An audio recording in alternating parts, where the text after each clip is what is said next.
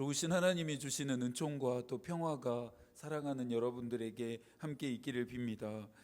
교회력이 주는 신앙의 유익이 있죠. 우리가 잊어버렸고 또 잃어버렸던 것들을 다시금 기억하고 또 되찾게 함이 그 이유 때문입니다. 이번 주일을 저희가 환경 선교 주일로 지켰습니다. 환경 선교 주일은 발전과 개발, 또 편리와 효용성, 그리고 이익과 같은 탐욕으로 인해 피조 세계를 파괴하는 인간들을 멈추게 하면서 하나님이 창조하신 이 피조 세계와 더불어 살아감을 생각하게 합니다. 생명은 인간에게만 주어진 것이 아닙니다. 하나님이 창조하신 모든 것들에 생명의 기운이 깃들어 있다, 성서는 이야기합니다. 창세기 1장 31절입니다. 하나님이 지으신 그 모든 것을 보시니 보시기에 심히 좋았더라. 또 시편 24편 1절에서도 노래합니다. 땅과 거기에 충만한 것과 세계와 그 가운데 사는 자들은 다 여호와의 것이로다. 느헤미야 9장 6절에서도 말합니다. 오직 주는 여호와이시라. 하늘과 하늘들의 하늘과 일월 성신과 땅과 땅 위의 만물과 바다와 그 가운데 모든 것을 지으시고 다 보존하시오니 모든 천군이 주께 경배하나이다. 로마서 1장 20절에서도 말합니다. 창세로부터 그의 보이지 아니하는 것들 곧 그의 영원하신 능력과 신성이 그가 만드신 만물에 분명히 보여 알려졌나니 그러므로 그들이 핑계하지 못할지니라. 하나님이 세상을 창조하시면서 모든 만물에 하나님의 생명의 기운을 골고루 나누어 주셨습니다. 창조의 영성은 저희가 지난 시편 28편에서 살펴보았던 것처럼 이 피조 세계를 바라보면서 하나님께서 행하신 일과 손으로 지으신 것을 잊지 않고 기억하며 생각하는 것입니다. 루터도 말했습니다. 하나님은 성경에만 복음을 기록한 것이 아니다. 나무들, 꽃들, 구름들, 별들에도 기록하셨다. 어쩌면 이렇게 아름다운 표현을 해낼 수 있을까요? 그의 말처럼 모든 피조 세계에 기록된 복음을 읽어낼 수 있는 것이 창조의 영성이라 말할 수 있겠죠. 우리가 아름다운 자연을 바라보며 아름다운 나무들, 꽃들, 구름들, 별들을 바라보면서 경탄하는 것은 지극히 자연스러운 일입니다. 이 경탄은 각 피조물들을 넘어 계시는 하나님을 향합니다. 피조 세계의 아름다움 앞에 우리 하나님이 가장 먼저 경탄하셨고 또 기뻐하셨습니다. 하루하루 창조의 시간이 끝 맞춰질 때마다 그분이 어떻게 말씀하십니까? 보시기에 심히 좋았더라. 내가 보니까 너무 기쁘구나. 너무 좋구나. 이 아름다움이 너무나 마음에 든다라고 그분이 먼저 경탄하시면서 기뻐하셨습니다.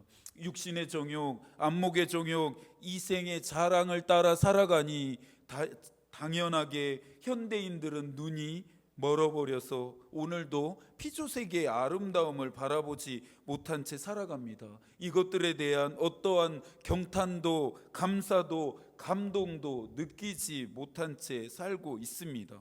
그러니 그들은 더 좋은 집에 살고 더 좋은 차를 타고 더 많은 것을 누리는 편안하고 안락한 삶을 사는 것들을 은총이라 착각하며 살아갑니다.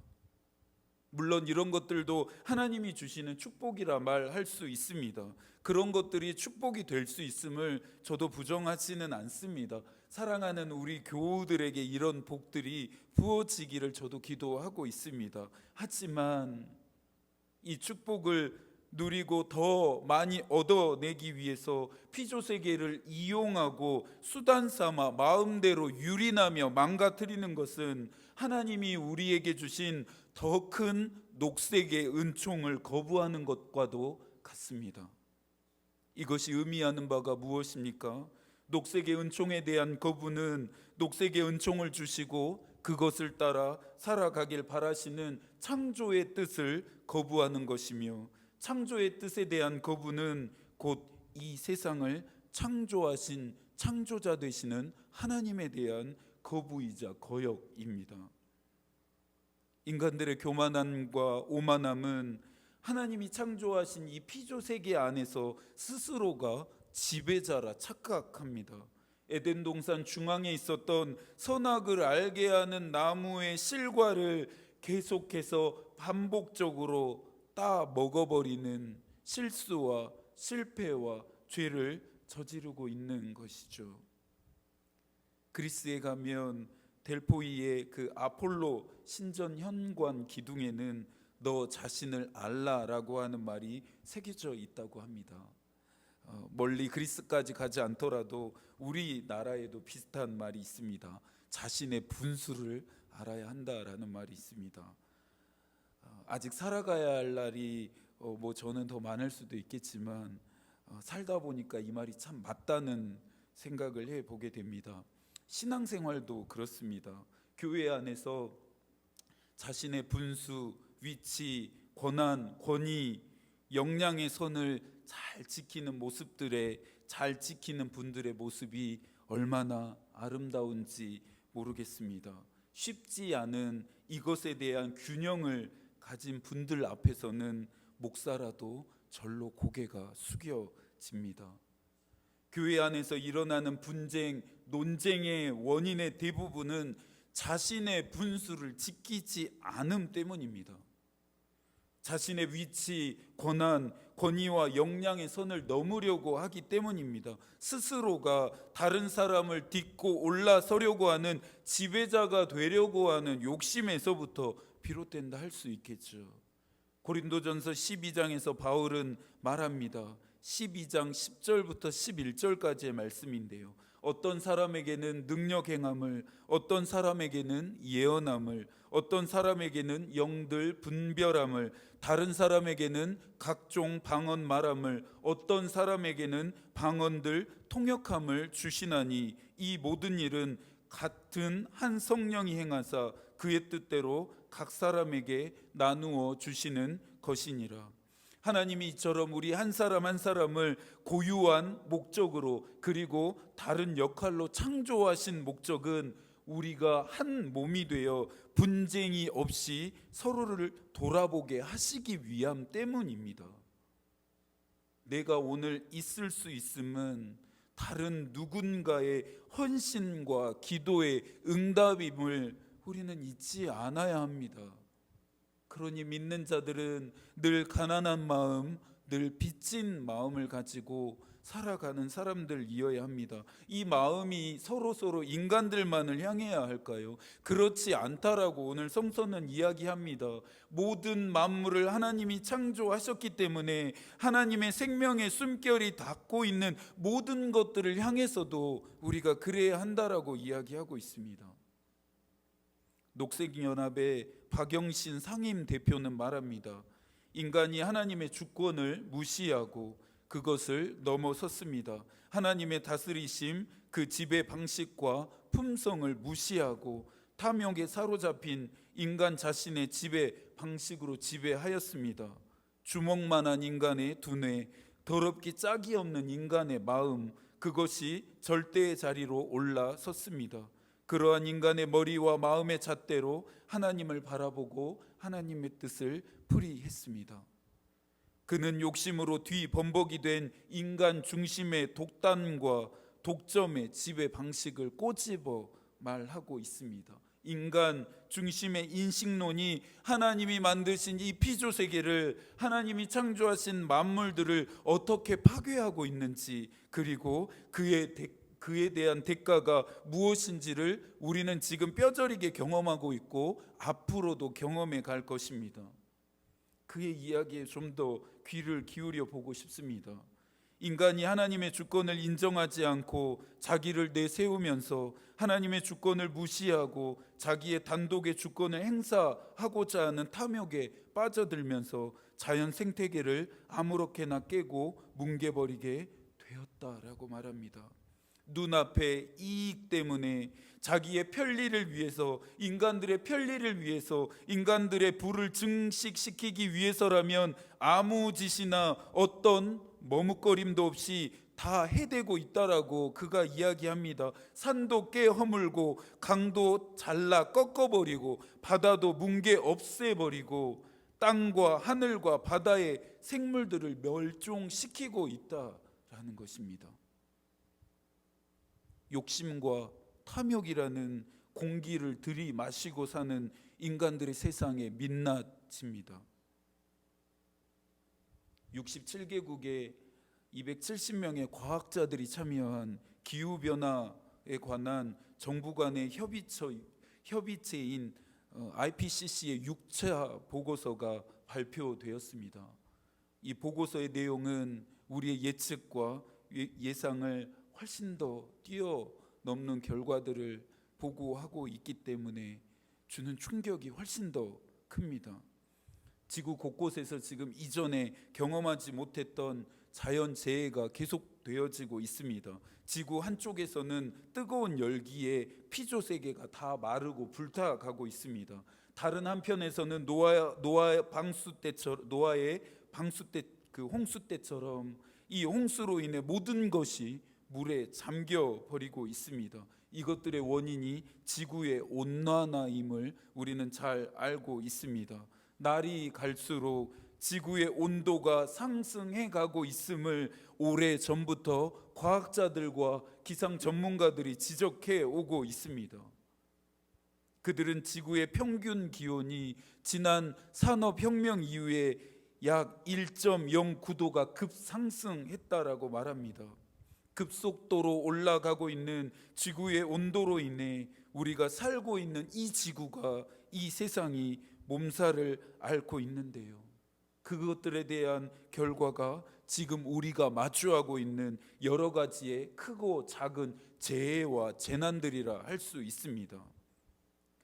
일각에서는 지구의 온도가 올라가는 일이 뭐 그리 대단한 일이냐 말할 수 있습니다. 지구의 온도가 1도 정도 상승하는 일이 뭐 그리 큰 일이냐라고 생각할 수 있습니다. 여러분, 하나님으로부터 생명을 부여받은 것이 인간만이 아니라고 했던 말 생각나시죠? 인간의 정상 체온이 보통 36.5도에서 37도 정도가 된다고 말합니다. 아이들 키우실 때 생각나시죠? 여기에서 1도만 높아져도 몸에 엄청난 변화가 일어납니다. 1도만 높아져도 대사율이 10% 정도 늘어나서 스트레스가 증가하고 더 많은 에너지를 필요로 하게 됩니다. 1.5도가 높아지게 되면요, 신진대사에 필요한 단백질과 효소가 무더기로 파괴되어진다라고 말합니다. 우리가 알고 있는 것처럼 모든 면역체계의 시스템이 망가지게 되는 것이죠. 우리의 몸이 40도에 도달하면 어떤 일이 일어나는지 아십니까? 뇌에 심각한 영향을 주어서 사망에까지도 이르게 한다라고 합니다. 몇 도가 올라가면요, 단 1도에서 1.5도만 우리 몸의 온도가 올라가도 이러한 일들이 일어나게 됩니다. 생명이 있는 지구의 생태계도 그렇습니다. 하나님이 창조하신 만물도 그렇습니다. 과학자들은 생명을 가진 것들이 인위적인 종말을 막기 위해서는 지구 온도의 마지노선인 1.5도를 반드시 지켜내야 한다라고 말합니다. 감사하게도 사회적으로, 국제적으로 이 점을 중요한 자국적 외교적 사안으로 인식하려고 하는 움직임들이 계속해서 일어나고 있고 활성화되고 있습니다. 이 일을 위해서 국가 간에도 긴밀하게 협력하고 있다라고 하는 이러한 소식들이 참 다행이라 여겨집니다.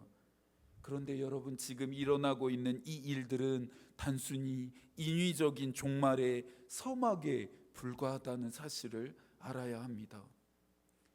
로마서 8장 22절에서 말하는 것처럼 아픈 지구의 생태계를 돌보지 않는다면, 피조세계의 고통과 탄식에 귀 기울이지 않는다면 나중에 돌이키려 한들 때는 이미 늦는다라고 전문가들이 경고합니다.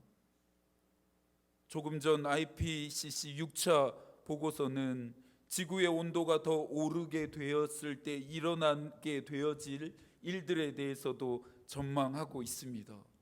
이 기후변화, 기후위기라 불리우는 일들을 통해 나타나게 되어지는 결과들은 장단기적으로는 인간들의 건강을 악화시키고 조기 사망률까지 높인다고 말합니다. 극단적인 날씨, 해수면의 상승, 식량 안보에 대한 부정적인 영향, 물과 관련된 리스크, 관련된 사회적, 경제적인 피해, 생태계의 손실 및 피해 등이 불보듯 뻔하게 예견된다 그들이 말합니다. 지구의 온도가 1.5도를 넘어설 경우에 육상 생태계의 연구 대상 생물종 가운데 14%가 멸종 위험에 처할 가능성이 크다 말합니다. 대표적으로 꿀벌들이 지금 사라져 가는 이유도 그렇습니다. 이것은 자연적인 멸종률의 1000배가 넘는 수치라고 그들은 경고합니다. 지구의 온도가 1.5%, 1.5도 오르게 되면 우리가 지금 일반적으로 대하는 모든 먹을거리들은 사라지게 됩니다. 여기에서 지구의 온도가 1.7도, 1.8도까지 상승한다면 2100년까지 지구 안에 살고 있는 인구의 절반의 목숨이 위협받는 극단적인 고온 다습한 환경에 노출되게 된다고 말합니다. 연중 따뜻한 기온과 높은 습도를 가진 아열대 국가와 도시 지역에서는 더 끔찍하고 비참하고 참담한 일들이 일어날 수 있습니다. 내 가정에서는, 내가 살고 있는 집에서는, 내가 거주하고 있는 지역과 도시에서는 이러한 일들이 일어나지 않고 있으니 참 다행이라 생각해야 합니까? 그렇지 않습니다. 그렇지 않아요. 언제 어떻게 더한 결과가 나의 일상에서, 우리의 일상에서도 나타날 수 있기 때문입니다. 나의 일, 우리의 일이 될 수 있습니다. 오늘 하나님은 저와 여러분에게 부탁하십니다. 창세기 1장 28절이죠. 하나님이 그들에게 복을 주시며 하나님이 그들에게 이르시되 생육하고 번성하여 땅에 충만하라. 땅을 정복하라. 바다의 물고기와 하늘의 새와 땅에 있는 모든 움직이는 생물을 다스리라 하시니라. 이 말씀을 이렇게 바꿔보면 어떨까요? 하나님이 우리들에게 복을 주시며 하나님이 우리들에게 이르시되 생육하고 번성하여 땅에 충만하라. 땅을 지켜내라. 바다의 물고기와 하늘의 새와 땅에 움직이는 모든 생물들을 돌봐 주어라 하시니라. 이 땅의 교회와 믿는 자들이 하나님의 부탁에 응답하는 일은 생태 정의를 실현하는 일입니다. 생태 정의라 함은 인간과 피조 세계가 서로 하나님이 주시는 은총을 골고루 나누어 가지면서 조화롭게 공존하는 세상을 만들어 가는 것입니다. 그렇게 하기 위해서는 저와 여러분이 생태적 감수성을 기를 수 있어야 합니다. 생태적 이 감수성을 다음 세대들에게 가르칠 수 있어야 합니다. 그래야만 우리가 사는 이 세상이 암울한 회색빛이 아닌 눈부시고 가슴 벅찬 녹색으로 가득 찬 세상이 될 수 있습니다. 다른 사람은 중요하지 않고 나만 중요하고 인간들이 이 세상의 중심이라 여기는 창조의 섭리를 거스리는 모든 마음과 생각과 인식론들을 우리가 회개하며 돌이킬 수 있어야 합니다. 오늘 우리에게 비치는 햇살의 인사에 우리는 응답할 수 있어야 합니다. 오늘 우리에게 불어오는 바람과 우리는 악수할 수 있어야 합니다. 우리가 바라보는 모든 생명 있는 것들을 향해 평화의 인사를 나눌 수 있어야 합니다. 다른 사람이 있기에 나도 있음을 인정하고 하나님이 지으신 모든 만물 중에 속해 있는 공동체의 일원으로 인식할 수 있어야 합니다. 작은 것에, 일상적인 것에 경탄을 잃어버리는 것만큼 안타까운 일은 없습니다. 하나님이 당신이 지으신 것을 바라보며 함께 기뻐하셨던 것처럼 우리 또한 하나님이 만드신 모든 만물들을 향해 경탄하며 기뻐할 수 있는 마음이 있었으면 좋겠습니다. 오늘 여러분들에게 나누는 이야기를 시인 구상의 마음의 눈을 뜨게 하소서라고 하는 이 시를 읽어드림으로써 좀 가름하고 있습니다. 오늘 우리가 나누고 있는 이 이야기들과 좀 내용이 연결되어지고 있는데요. 한번 들어보시겠어요? 은총에 눈을 뜨니 이제사 비로소 두 일의 강아지만큼 은총에 눈이 뜬다. 이제까지 시들하던 만물 만상이 저마다 신령한 빛을 뿜고 그렇듯 안타까움과 슬픔이던 나고 죽고 그 덧없음이 모두가 영혼의 한 모습일 뿐이다.